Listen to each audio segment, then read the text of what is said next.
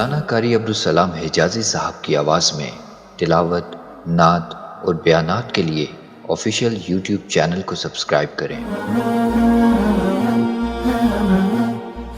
ہماری خوش قسمتی ہے کہ ہمارے درمیان ایسی شخصیت موجود ہے جو ماشاءاللہ جامع المحاسن، مناظر اسلام، متکلم اسلام، اور ماشاءاللہ اللہ تعالیٰ نے بے شمار خوبیوں سے ان کو نوازا ہے۔ میری مراد آج کے اس بزم کے مہمان خصوصی حضرت مولانا شیخ الحدیث حضرت مولانا مفتی مجیب الرحمن صاحب دامت برکاتہم العالیہ، میں ان سے ملتمس ہوں کہ وہ تشریف لائیں اور ہمیں واعظ و نصیحت فرمائیں۔ میں دعوت دیتا ہوں شیخ الحدیث، مناظر اسلام، متکلم اسلام، جناب حضرت مولانا مفتی مجیب الرحمن صاحب دامت برکاتہم۔ السلام علیکم ورحمۃ اللہ وبرکاتہ۔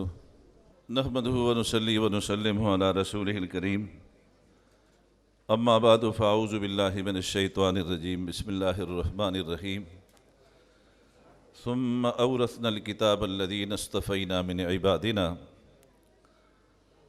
وقال اللہ تبارک وتعالی فی مقام آخر، انا نحن نزلنا الذکر وانا له لحافظون، وقال النبی صلی اللہ علیہ وسلم اشراف امتی حملۃ القرآن، وقال فی مقام آخر علموا اولادکم ثلاث خصال، حب نبیکم و اہل بیتہ و تلاوت القرآن، وقال فی مقام آخر کن عالما او متعلما او من والاہما۔ صدق رسولہ النبی الکریم۔ پیار و محبت سے بآواز بلند درود پاک پڑھ لیں۔ اللہم صلی علی محمد النبی الامی وعلی آلہ وبارک وسلم تسلیما کثیرا کثیرا۔ زینت مجلس حضرات علماء کرام، قرائے اعظام، میرے محترم بزرگوں، دوستوں اور عزیز طلباء ساتھیوں، مجھ سے پہلے بھی آپ نے گفتگو سننے کی کوشش نہیں کی۔ اگر آپ سنتے تو میرا کافی سارا کام ہو چکا ہوتا، لیکن میں نے پہلے عرض کیا کہ وہ ساری باتیں شور میں غائب ہوئیں۔ راشدی صاحب نے بھی بڑی عمدہ باتیں ارشاد فرمائیں، شاہ صاحب نے بھی بڑی قیمتی باتیں ارشاد فرمائیں۔ مجھ ناچیز نے آپ کا زیادہ وقت نہیں لینا، میں نے پہلے عرض کر دیا، چند ایک باتیں عرض کرنی ہیں، لیکن میں نے پہلے عرض کیا کہ وہ آپ کی سماعت کے ساتھ، توجہ کے ساتھ، صرف سماع کے ساتھ نہیں بلکہ استماع کے ساتھ مشروط ہیں۔ سماع یہ ہوتا ہے کہ دل دماغ کہیں اور ہے، گپیں لگ رہی ہیں اور کانوں میں آواز پڑ رہی ہے، عربی زبان میں اس کو سماع کہتے ہیں۔ ایک استماع ہوتا ہے، استماع یہ ہوتا ہے زبان خاموش ہو اور دل اور دماغ کی مکمل توجہ ہو۔ اذا قرئ القرآن فاستمعوا له وانصتوا، جب قرآن پڑھا جائے تو تم خوب کان لگا کے پوری توجہ سے سنو۔ یہ استمعوا امر کا صیغہ ہے، یہ اس کا مکمل معنی ہے۔ استمعوا، خوب کان لگا کے، دل اور دماغ کو متوجہ کر کے سنو۔ اور اگر دل اور دماغ کو تم چاہتے ہو کہ سننے میں متوجہ رہیں، فَأَنصِتُوا، تو خاموشی اختیار کرو۔ خاموشی مخل ہوتی ہے سماع میں بھی اور استماع میں بھی۔ اس لیے آپ نے توجہ کے ساتھ سننا ہے۔ یہ نہیں کہ میں اپنی بات کر رہا ہوں، میری بات کو سنیں۔ میں اللہ رسول کی بات کرنے کی کوشش کروں گا۔ اللہ سے بڑی کوئی ہستی ہے؟ بولو بولو، سب بولو۔ جو اس کو مانتے ہیں وہ بولو، جو نہیں مانتے وہ نہ بولو۔ اللہ سے بڑی کوئی ہستی ہے؟ بیداری کے ساتھ، اللہ سے بڑی کوئی ہستی ہے؟ میں نے قرآن کریم کی آیتیں پڑھیں۔ پہلی آیت میں نے پڑھی وَأَوْرَثْنَا الْكِتَابَ الَّذِينَ اصْطَفَيْنَا مِنْ عِبَادِنَا۔ اللہ قرآن کریم کے اندر ارشاد فرماتے ہیں کہ قیامت تک جتنے بھی میرے بندے اور بندیاں جن کے سینوں کے اندر میں نے اپنی آخری کتاب قرآن کریم محفوظ کرنی ہے، میں ان بندوں اور بندیوں کا انتخاب بذات خود ابتدائے افرینش سے کر چکا ہوں۔ اصطفینا، یہ جمع متکلم کا صیغہ ہے، علماء بیٹھے ہیں۔ آپ نے حضور کے صفاتی ناموں میں سے ایک نام سنا ہوگا، مصطفیٰ، سنا ہے؟ محمد، بولو بولو محمد، سب بولو محمد مصطفیٰ۔ یہ اسم مفعول کا صیغہ، کیا مطلب؟ محمد چنے ہوئے، محمد اللہ یستفی، قرآن میں اللہ کہتا ہے میں اللہ چن لیتا ہوں، چن لیتا ہوں۔ جب اللہ کسی کو چنتے ہیں تو وہ مصطفی ہوتے ہیں، اور جب کسی کو چن لیتے ہیں تو پھر وہ جس کو چن لیتے ہیں وہ مصطفیٰ بن جاتا ہے۔ اس استفائیت کا، مصطفیت کا سب سے بڑا تاج اللہ نے نبیوں کے سروں پہ سجایا، اور پھر میرے اور آپ کے آقا جناب نبی کریم صلی اللہ علیہ وسلم کو معراج کی رات میں مسجد اقصی بلوایا، آدم سے لے کے عیسیٰ تک سارے نبیوں کو جمع وہاں پہ کرایا، اور سب نبیوں کو صف بند کیا، اپنے نبی کا استقبال کروایا، اذان دلوائی، جماعت کی تیاری کروائی۔ اس مسجد کے اندر جو صف بندی ہوئی ہے نماز کے لیے، اس میں کوئی معمولی مقتدی نہیں ہے، سارے مقتدا ہیں، مقتدا، مقتدی نہیں، مقتدا ہیں۔ ادھر دیکھو تو آدم ہیں، ادھر دیکھو تو نوح ہیں، ادھر دیکھو تو موسیٰ ہیں، ادھر دیکھو تو ابراہیم ہیں، ادھر دیکھو تو یوسف ہیں، ادھر دیکھو تو عیسیٰ ہیں، ایک سے بڑھ کر ایک۔ اتنا مقدس مجمع چشم فلک نے نہ دیکھا نہ قیامت تک دیکھے گی۔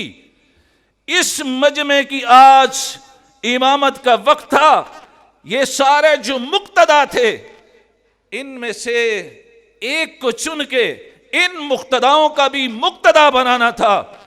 ہر ایک کی خواہش ہے ایسے مقتدی تو کبھی نہیں ملیں گے، اعزاز امامت ہمیں مل جائے، شرف امامت ہمیں مل جائے، لیکن اللہ نے جبرائیل کو حکم دیا آگے بڑھو، یہ سارے میرے پیارے ہیں، سارے چنے ہوئے ہیں، سارے مقتدا ہیں، لیکن آگے بڑھو، اپنے ہاتھ سے میرے حبیب کو پکڑو، اس کو مصطفیٰ بھی بناؤ، اس کو نبیوں کا مقتدا بھی بناؤ۔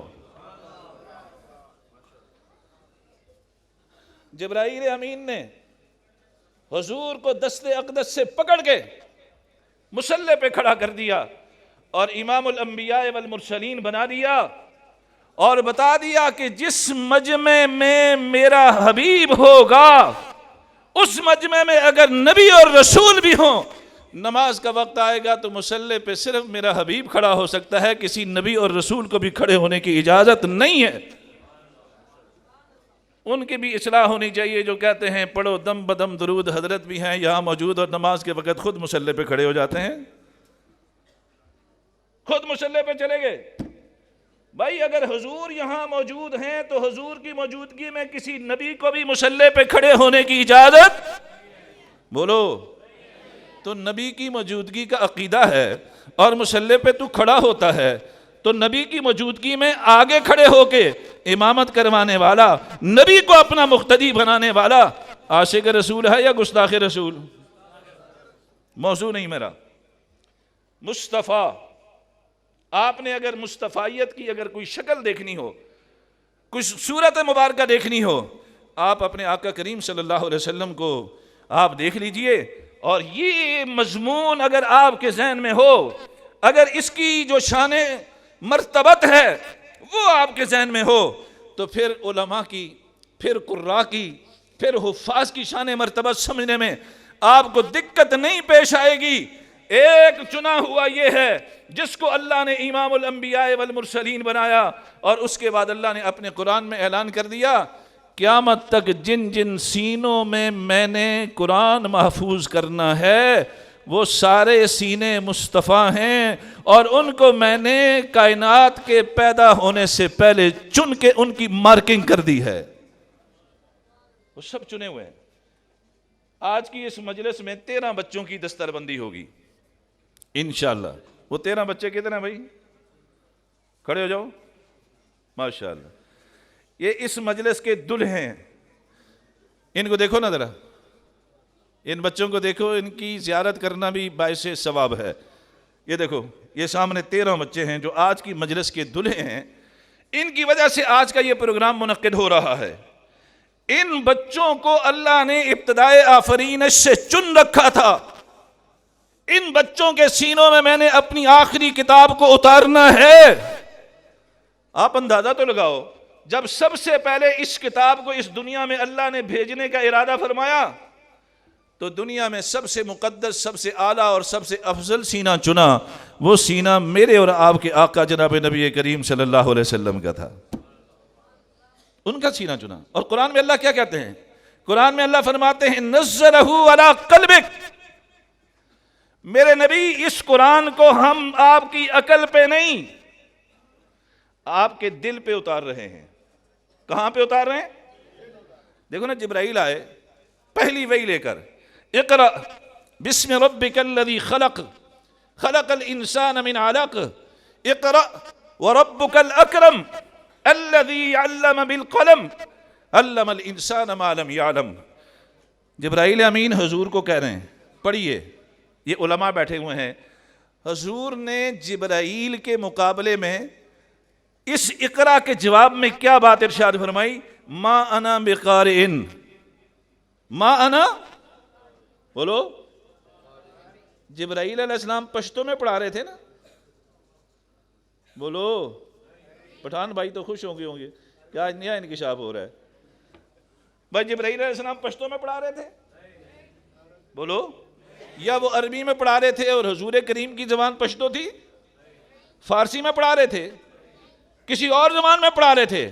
عربی میں پڑھا رہے تھے، عربی میں۔ وہ کہہ رہے اقرا، پڑھیے، آپ فرماتے ہیں ما انا بقارئ، میں تو حضرت جبرائیل نے کیا کیا؟ آپ کو اٹھایا اور اپنے سینے کے ساتھ لگایا اور ایسے بھینچا اور پھر چھوڑ دیا، فرمایا اقرا، پڑھیے، ما انا بقارئ، میں نہیں پڑھ سکتا بھائی۔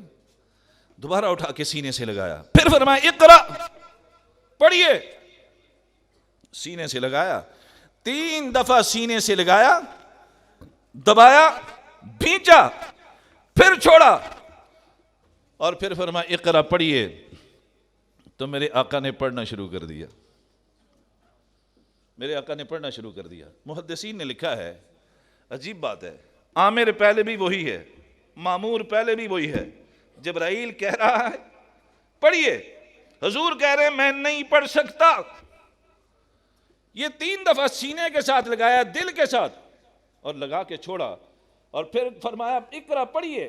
آپ نے پڑھنا شروع کر دیا۔ یہ کیا بھائی اچانک سے انقلاب آیا؟ کیا چینجنگ آئی؟ کیا تبدیلی آئی؟ توجہ سے سنیے گا۔ اور آج کل چونکہ ماڈرنزم، آج کل جدیدیت، آج کل لاجک کا دور ہے، اس کی لاجک کیا ہے؟ یاد رکھیے گا، لاجک کا تعلق ہوتا ہے عقل کے ساتھ، اور اللہ اور اس کے رسول کی باتوں کا تعلق ہوتا ہے دل کے ساتھ۔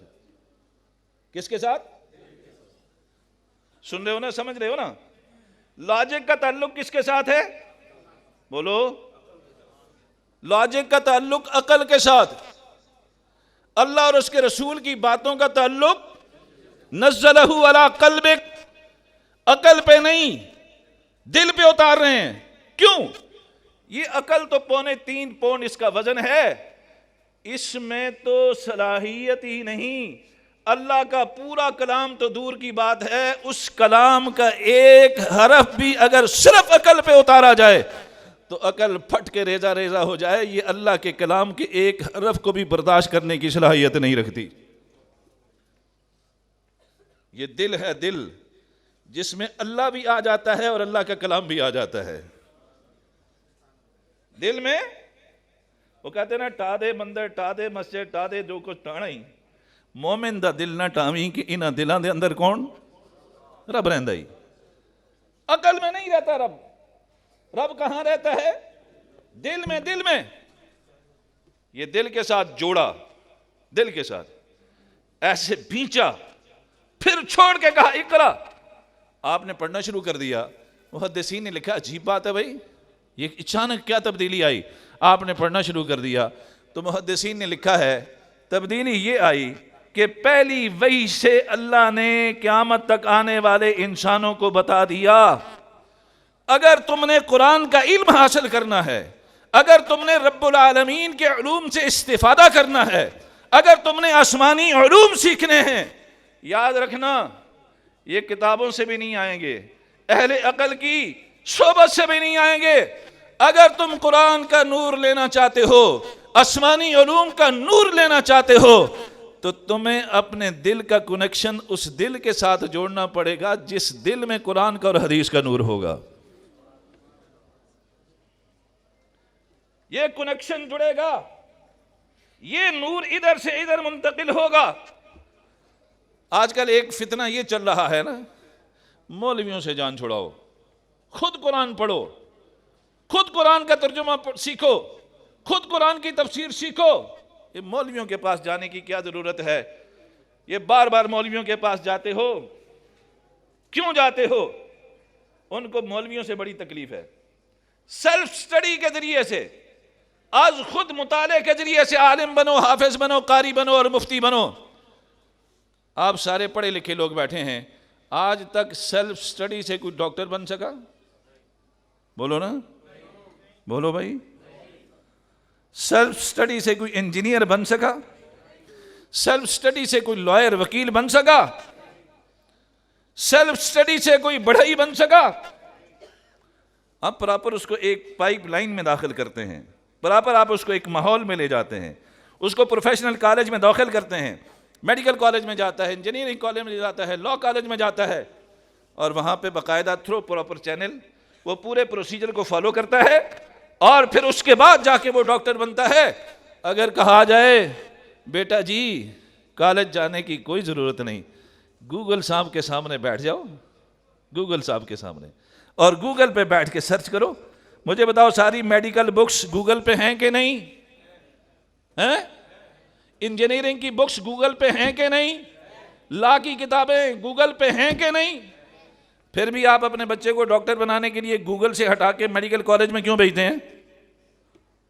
انجینئرنگ یونیورسٹی میں کیوں بھیجتے ہیں؟ لا کالج میں کیوں بھیجتے ہیں؟ دین اتنا سستا رہ گیا. مفتی گوگل، مفتی گوگل مسئلہ پوچھیں گے نا آ کے مفتی صاحب سے، تو پھر کہیں گے جی آئی تھنک. اچھا جی آپ کی یہ تھنک کدھر سے آئی ہے؟ آپ تو الفابیٹ سے بھی واقف نہیں ہیں، الف با تا سے بھی آپ واقف نہیں ہیں، یہ آپ کی تھنک کدھر سے آئی؟ اور جی میں نے گوگل پر سٹڈی کیا ہے. تو میرے عزیزو، اگر آپ کو گوگل سے کبھی واسطہ پڑا ہو، یہ گوگل لوکیشن کبھی آپ نے لگائی؟ بولو، لگائی ہے؟ اکثر یہ جو گوگل لوکیشن پہ آپ کی رہنمائی کرنے والی وہ ماسی ہوتی ہے، لڑکی ہوتی ہے، اکثر آخر میں جا کے گمراہ کر دیتی ہے کہ نہیں؟ بولو، اکثر آخر میں جا کے آپ کو ڈی ٹریک کر دے گی. ابھی ہم کراچی کے سفر پہ تھے، تو ہمیں ایک جگہ پہ پروگرام تھا، تو ہم نے ان سے کہا آپ لوکیشن بھیج دیں. توجہ فرمائیے گا، لوکیشن بھیج دیں. اور یہ ایک دفعہ نہیں، 12 دفعہ اس کا تجربہ ہوا. اب انہوں نے ہمیں لوکیشن بھیج دی، ہم نے وہ لوکیشن لگائی، اس کو فالو کرتے ہوئے ہم وہ جو متعینہ مقام تھا اس پہ جانے کی کوشش کر رہے ہیں. تو کرتے کرتے کرتے کرتے اس ماسی نے کہا آپ کی جو مطلوبہ لوکیشن ہے وہ آ چکی ہے. اب ہم ادھر دیکھیں، ادھر دیکھیں، سامنے دیکھیں، پیچھے دیکھیں، نہ وہاں پہ کوئی مسجد، نہ وہاں پہ کوئی مدرسہ، کچھ بھی نہیں.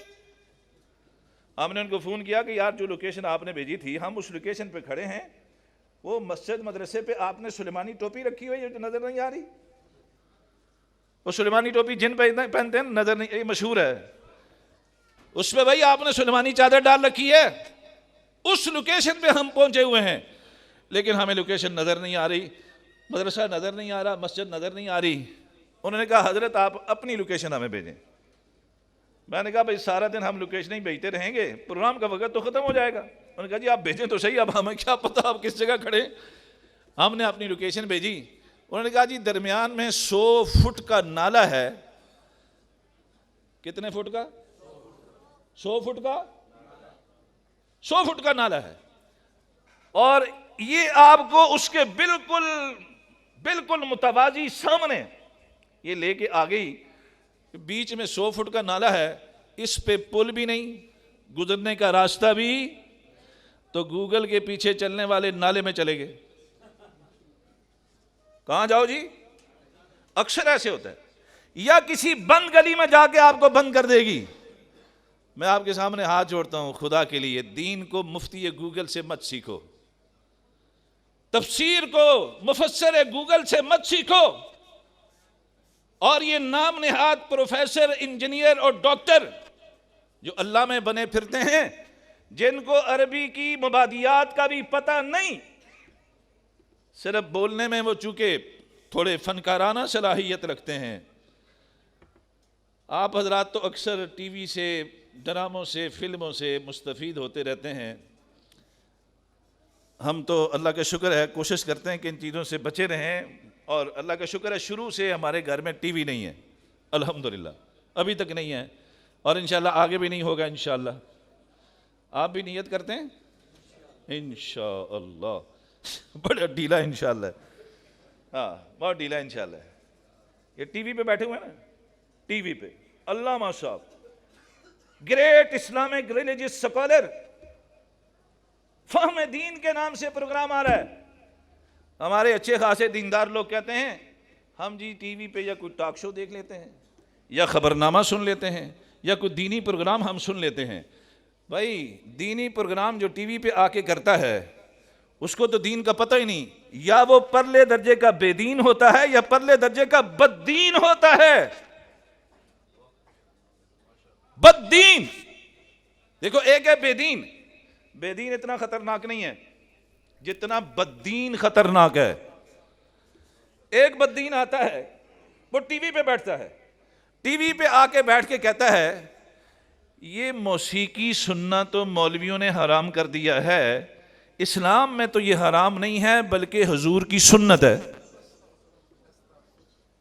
میرے پاس ایویڈنس ہے بھائی، ثبوت. اس پر اس بدبخت نے کتاب لکھ ماری پوری، اسلام اور موسیقی. اور جو اس کے فالوور ہیں وہ کہتے ہیں جی دلائل ہیں ان کے پاس، دلائل ہیں جی. یہ بھی ایک بڑا فتنہ ہے. دلائل ہیں. مجھے بتاؤ قادیانیوں کے پاس دلائل ہیں کہ نہیں؟ بولو. تو ان کے دلائل سن کے اللہ نہ کرے قادیانی ہو جائیں گے ہم؟ کبھی نہیں. رافضیوں کے پاس دلائل ہیں کہ نہیں؟ تو کیا ہم رافضی ہو جائیں گے؟ کبھی نہیں.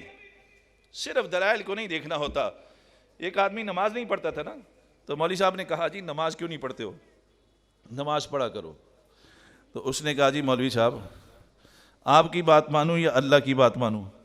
مولانا نے کہا عجیب بات ہے بھائی، اس میں میری اور اللہ کی بات میں تضاد کہاں ہے، تقابل کہاں؟ اللہ ہی نے تو کہا ہے، قرآن میں 109 مقامات ہیں، اللہ نے کہا نماز پڑھو. اللہ نے ہی تو حکم دیا نماز پڑھنے کا. اور کہا نہیں جی نہیں، قرآن میں ایک جگہ اللہ نے یہ بھی تو کہا ہے نا، یا ایھا الذین آمنوا لا تقربوا الصلاۃ، اے ایمان والو نماز کے قریب، بولو اے ایمان والو نماز کے قریب مت جاؤ. تو جی میں نے تو جب سے اللہ کا یہ حکم سنا ہے نا اس پر عمل کر رہا ہوں. تو مولانا نے فرمایا انا للہ و انا الیہ راجعون.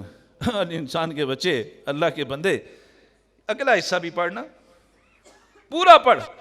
یا ایھا الذین آمنوا لا تقربوا الصلاۃ وانتم سکارا، نشے کی حالت میں نماز کے قریب، بولو نشے کی حالت میں نماز کے قریب. یہ سن کے کہنے لگا آپ کی بات ویسے ٹھیک ہے لیکن اگر قرآن کے ایک حصے پر بھی عمل ہو جائے نا تو بڑی بات ہے، دونوں حصوں پہ آپ جیسے لوگ عمل کریں۔ ہر آدمی کو اپنی مرضی کی دلیل تو مل جاتی ہے، اپنی مرضی کی، اس لیے حکم دیا گیا کہ علماء سے جڑو، مدارس سے جڑو، اپنے بچوں کو جوڑو۔ مشرکین مکہ نے ایک مطالبہ یہ کیا تھا، محمد جو کتاب لے کے آتا ہے صلی اللہ علیہ وسلم اور یہ کہتا ہے یہ منزل من اللہ ہے، اللہ کی بھیجی ہوئی ہے، مشرکین مکہ نے کہا ہم نہیں مانتے کہ اللہ کی ہے، نہیں مانتے۔ یہ قراء بیٹھے ہوئے ہیں، حفاظ بیٹھے ہوئے ہیں، استاذ القراء قاری اخلاق مدنی صاحب زیدہ مجدم بھی بیٹھے ہوئے ہیں، قرآن میں ان کا مطالبہ ذکر ہے۔ وہ کیا کہتے ہیں؟ کہتے ہیں لن نؤمن لرقیک حتی، بولیے جی، تنزل علینا کتابا نقرأہ، جو کتاب محمد اپنے ہاتھ میں لے کے آتا ہے اور کہتا ہے یہ اللہ نے میرے پاس بھیجی ہے، ہم اس کو نہیں مانتے یہ اللہ کی کتاب ہے۔ ہمارے سامنے آسمان سے کتاب اترے، سامنے کھلے، ہم اس کو پڑھیں، تلاوت کریں، پھر مانیں گے کہ واقعی یہ کتاب اللہ نے بھیجی ہے۔ محمد کے ہاتھ سے آئی ہوئی کتاب کو اللہ کی کتاب نہیں مانتے۔ مجھے بتاؤ اللہ ان مشرکین کا یہ مطالبہ پورا کرنے پہ قادر تھے کہ نہیں؟ بولو، تھکے ہو؟ بولو نا، قادر تھے کہ نہیں؟ قادر تھے نا، لیکن یہ مطالبہ پورا نہیں کیا۔ کیوں نہیں پورا کیا؟ اس لیے کہ ڈائریکٹ کتاب پڑھنے سے کبھی سمجھ نہیں آئے گی جب تک کتاب سمجھنے والے کی شاگردی اختیار نہیں کرو گے۔ اس لیے اللہ نے کتاب اللہ اور رجال اللہ دونوں کا سلسلہ بالکل پیرالل جوڑ کے بھیجا ہے، اور کتابیں کم بھیجیں، رجال زیادہ بھیجے۔ کتابیں کل 104 ہیں اور رجال اللہ 1.25 لاکھ ہیں۔ ہاں، تو یہ رجال اللہ ہیں۔ یہ قاری عبدالسلام صاحب کا مدرسہ ہے، یہاں پہ ماشاءاللہ بچے حفظ کر رہے ہیں، کتنے خوش نصیب ہیں یہ بچے بھی، ان کے سینے رب العالمین نے ابتدائے آفرینش سے چن رکھے تھے، کتنے خوش قسمت ہیں، اور ان کے والدین بھی، ان کے باپ بھی، ان کی والدہ بھی۔ میں سب کو اپنے دل کی اتھا گہرائیوں سے مبارکباد پیش کرتا ہوں۔ اور فتنوں کے اس دور میں اگر آپ چاہتے ہیں آپ کا اور آپ کی اولادوں نسلوں کا ایمان بچا رہے، اس کا ایک ہی حل ہے، علماء سے، مدارس سے، صلحاء سے، اہل اللہ سے، اہل حق سے اپنے تعلق کو مضبوط رکھو، ورنہ اللہ کے نبی نے فرمایا قیامت سے پہلے ایسے فتنے آئیں گے، لوگ صبح مومن ہوں گے، شام کافر ہو جائیں گے، شام مومن ہوں گے، صبح کافر ہو جائیں گے۔ ابھی پاکستان میں سے 3 سالوں کے اندر 200 گستاخ رسول پکڑے گئے، 200، اور ایسی غلیظ بدترین گستاخیاں ہیں، نہ آپ دیکھ سکتے ہیں، نہ سن سکتے ہیں، نہ پڑھ سکتے ہیں، نہ بیان کر سکتے ہیں۔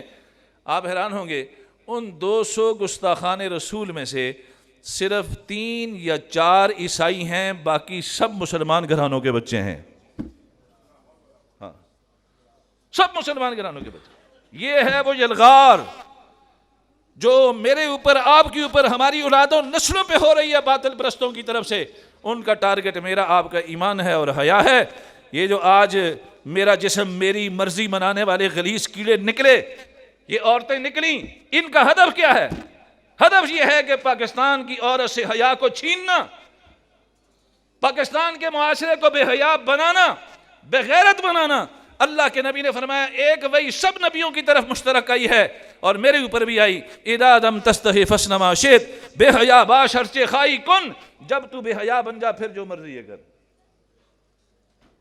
تو آپ نے اپنا اور اپنے بچوں کی حیا کو اور ایمان کو بچانا ہے کہ نہیں؟ بولو بھائی، بچانا ہے کہ نہیں؟ جب کوئی وبا آتی ہے تو وبا سے آپ اپنے آپ کو بھی بچاتے ہیں، بچوں کو بھی بچاتے ہیں، اور اس وبا سے بچنے کے لیے آپ ڈاکٹروں سے اپنا رابطہ مضبوط کرتے ہیں کہ نہیں؟ یہ جو فتنوں کی وبا ہے، جس کا ٹارگٹ میرا، آپ کا، ہماری نسلوں کا ایمان ہے، حیا اور غیرت ہے، اگر آپ اس سے بچنا چاہتے ہیں، یہ روحانی معالجین ہیں، یہ روحانی ڈاکٹر ہیں، ایمانی ڈاکٹر ہیں، ان کے ساتھ آپ اپنے تعلق کو مضبوط رکھیں۔ یہ مدارس اور خانقاہیں، یہ روحانی ہاسپٹلز ہیں، علاج گاہیں ہیں، ان کے ساتھ اپنے تعلق کو استوار کیجئے۔ انشاءاللہ العزیز آپ ان کے ساتھ جڑے رہیں گے۔ اس جڑے رہنے کی برکت سے اللہ آپ کی نسلوں کی، ایمانوں کی، حیا کی، غیرت کی حفاظت فرمائیں گے، اور کل جس وقت یہ علماء، حفاظ، قراء اٹھیں گے، جنت میں جانے لگیں گے، حکم ہوگا اپنے چاہنے والوں کی بھی سفارش کرو، ان کو بھی ہم نے تمہارے ساتھ جنت میں بھیجنا ہے۔ تو اپنے تعلق کو مضبوط رکھیں گے کہ نہیں؟ اللہ ہمیں اس کی توفیق نصیب فرمائے۔ وما علینا الا البلاغ۔